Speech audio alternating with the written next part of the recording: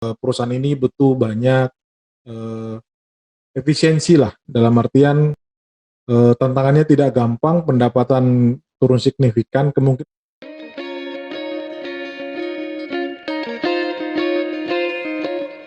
Halo, apa kabar semua? Salam investasi, yo yo yo. Kembali lagi dengan saya Yosi Girsang. Kita pada kali ini, kesempatan ini akan membahas tentang satu perusahaan, yaitu PTPP yang sudah merilis laporan keuangannya di kuartal pertama 2020. Jadi PTPP ini adalah salah satu badan usaha milik negara yang bergerak di bidang konstruksi, terutama properti dan investasi. Nah, tidak berpanjang-panjang lagi, kita lihat di sini dia, saya share. Jadi visinya adalah menjadi perusahaan konstruksi, EPC, dan investasi yang unggul, bersinergi dan berkelanjutan di kawasan Asia Tenggara. Mereka memiliki nilai-nilai ini: peduli, profesional, ya, bersyukur, integritas, dan disiplin. Dan kalau kita lihat, perusahaan ini dimiliki oleh pemerintah Indonesia, sahamnya sebesar 51%, kemudian ada koperasi karyawan 0,08%, dan publik yaitu sebesar 48,92%. Memiliki cukup banyak anak perusahaan, ya seperti biasa, ini selalu menjadi permasalahan di BUMN, terlalu besar atau terlalu banyak anak usaha dan cucu usaha yang seringkali bahkan sektornya tidak sama dengan induk usaha, sehingga dilihat kurang efisien juga gitu karena tidak mendapat fokus di bisnis tersebut. Kalau kita bicara tentang lini bisnis utama dari PTPP, jadi dibagi 3 bagian: upstream, midstream, sama downstream. Kalau di upstream dia punya infrastruktur, ada PTPP infrastruktur, energi, properti, ada beberapa anak usaha di bawahnya, dan PTPP sendiri itu masuk ke bagian midstream di sini, di konstruksi sama EPC. Jadi high risk building, roads and bridge, seaport, sama airport, kemudian dam, tunnel, railway, dan irrigation.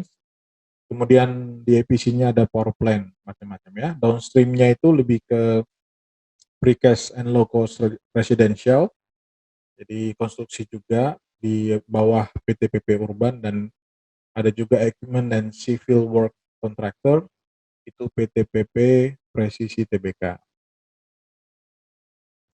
Nah, sedangkan manajemen dari PTPP saat ini baru saja mengganti direksi.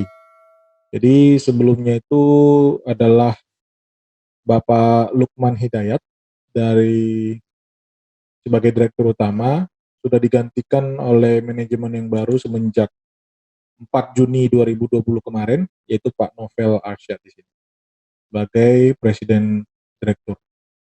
Komisarisnya, Dewan Komisaris, mungkin tidak asing lihat wajahnya ya.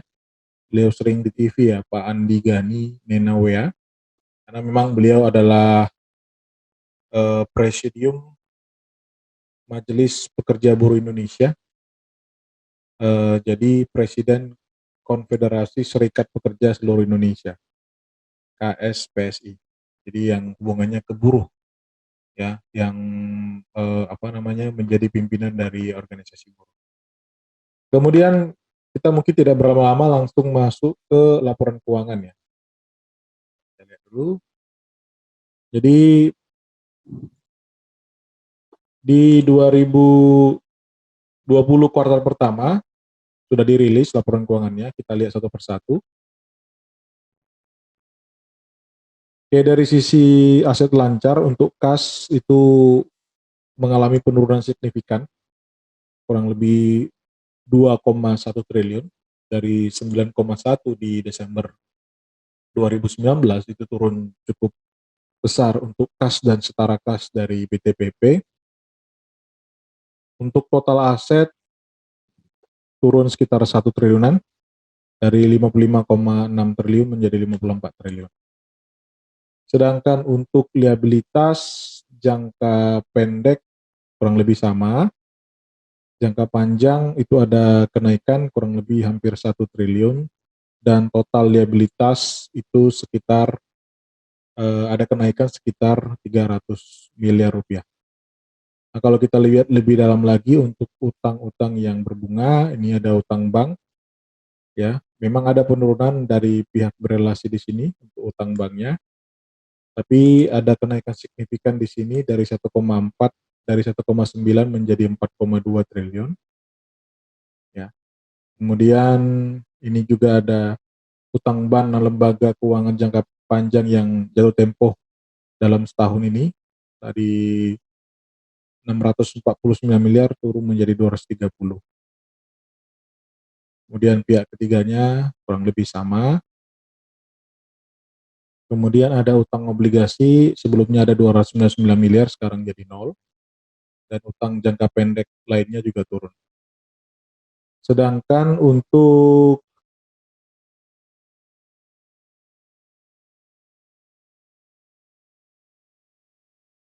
jangka panjangnya ada utang bank di sini, ya, dia mengalami kenaikan di sini dari 2,7 menjadi 3,2 di pihak berelasi, sedangkan pihak ketiga kurang lebih sama.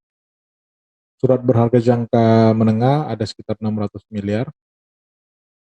Kemudian ada utang obligasi naik sekitar 500 miliar.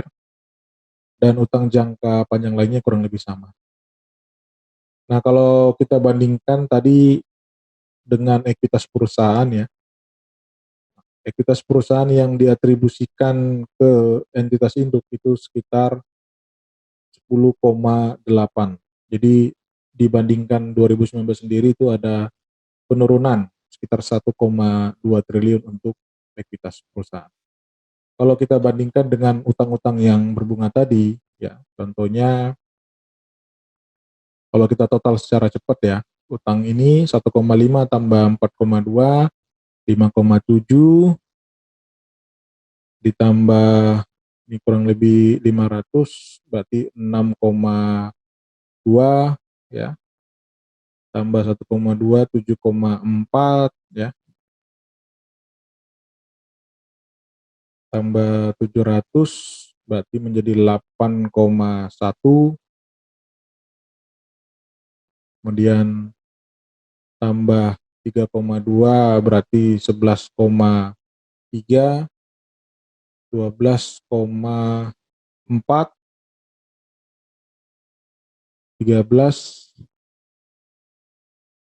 18,7, hampir 19 triliun untuk utang yang berbunga. Jadi kalau kita bandingkan dengan ekuitas yang dapat diatribusikan ke entitas induk, bisa dikatakan debt to equity ratio itu hampir 2 kali lipat. Jadi memang sangat beresiko. Nah, kita lihat nanti apa dampaknya terhadap laba bersih karena beban keuangan. Nah, ini sayang sekali untuk pendapatan usaha turun sangat tajam. Pendapatan usaha di kuartal pertama dibandingkan kuartal pertama tahun 2019 itu turun sangat tajam. Ini mencapai 32%-an lah kurang lebih, ya, turunnya.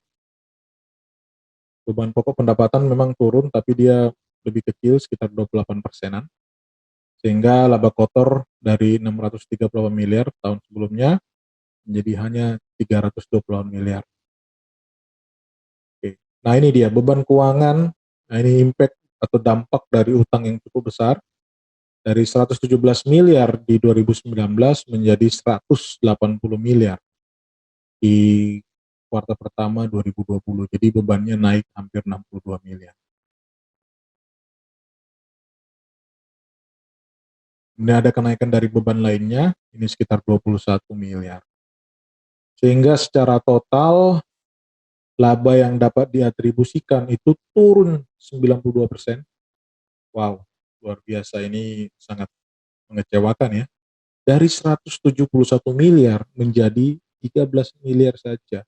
Kalau kita hitung profit margin, bayangkan satu perusahaan pendapatan 3,4 triliun cuma menghasilkan laba bersih 13 miliar. Kadang-kadang kita bertanya gitu, buat apa ya dibuat perusahaan ini gitu. Mohon maaf nih, artinya cuma menghasilkan 13 miliar itu profit margin hanya 0,39%, kecil sekali. Kan namanya bisnis buang-buang tenaga ya. Makanya laba per sahamnya juga turun dari 28 per lembar saham menjadi hanya 2 per lembar saham untuk kuartal pertama 2020. Oke, mungkin kita ini pun apa namanya, untuk cash flow-nya pun kurang terlalu bagus sebenarnya ya, tapi alangkah baiknya sebenarnya kalau mau melihat total aktivitas operasi itu kita setahunkan dulu ya. Ini belum apa namanya, ini masih kuartaran saja, kuartal pertama. But ya still, this is still negatif ya. Masih ada investasi penambahan beberapa aset ya. Kemudian untuk pendanaan dia plus 300 miliar, artinya ada utang yang diterima, memang kelihatan di sini ada 10 triliun. Dan ada penerbitan obligasi 416 miliar walaupun sudah ada juga utang yang dibayar. Nah, kurang lebih itu yang bisa saya share dari PTPP. Jadi memang secara fundamental kita bisa melihat bahwa kinerja PTPP masih perlu banyak pembenahan ya. Perusahaan ini butuh banyak efisiensi lah, dalam artian tantangannya tidak gampang, pendapatan turun signifikan, kemungkinan besar kuartal kedua bisa jadi kinerja juga semakin drop karena pandemi COVID-19, yang mana perusahaan ini kan banyak hubungannya ke pembangunan building ya, which is itu saat ini pun untuk properti sektor yang salah satu terdampak sangat parah dari pandemi COVID-19. Jadi kalau buat saya pribadi untuk investasi jangka panjang, PTPP masih belum pilihan saya ya. Balik lagi saya sampaikan, di sini kita membahas bagaimana cara menganalisa. Mungkin kali ini analisanya singkat untuk di kuartal pertama 2020. Saya berharap ini bermanfaat dan sampai ketemu di analisa berikutnya. Salam investasi. Yo yo yo.